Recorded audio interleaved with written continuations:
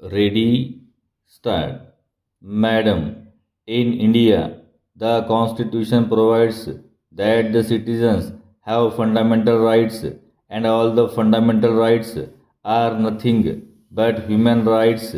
The basic law provides that these fundamental rights can be enforced by moving the courts for their protection. For instance, the Prevention of Untouchability Act is one of the most important laws which protects the fundamental rights of the citizens in our country. Madam, I would like to thank the honorable members for having shown so much of interest in the amendments suggested to this law by the government and for having given very good suggestions.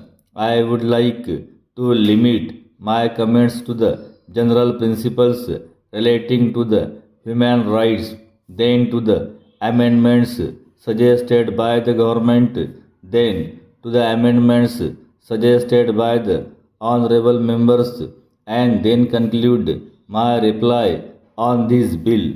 We all know that in the parliament as well as in the state legislatures, questions are asked from the government as to how the fundamental rights were violated and as to how the government failed to protect the fundamental rights of the citizens.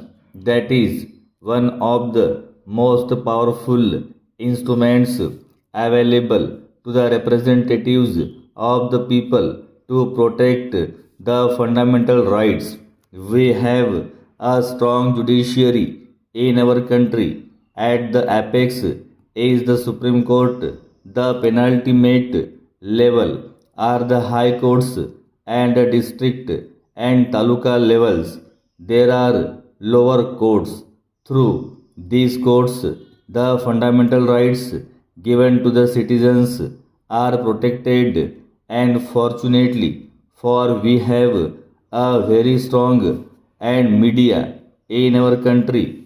Every violation of a fundamental right is highlighted in the media, in the newspapers, and now on televisions. Those facts are brought to the notice of the government and the people in the country. Media is a very powerful instrument for creating public opinion.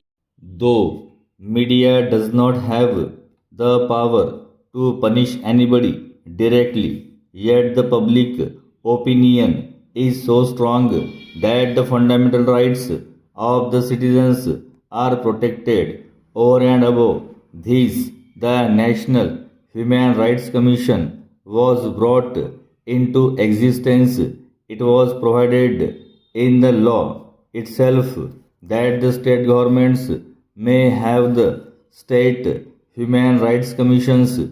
This is over and above what was already available to the people in the country. Madam, one of the amendments which has been suggested is not allowing the magistrate to refer the matter to the Human Rights Commission. I am not in a position to accept this amendment. The scheme of the law that we have with us is this: any person who feels that his human right is violated can go to the court and get the remedy. If the things that going to the Human Rights Commission is easier and more helpful, he can go to the Human Rights Commission. He can make an application and can get the relief. There are one or two points which are made here, and one of the points was the National Human Rights Commission should be given some authority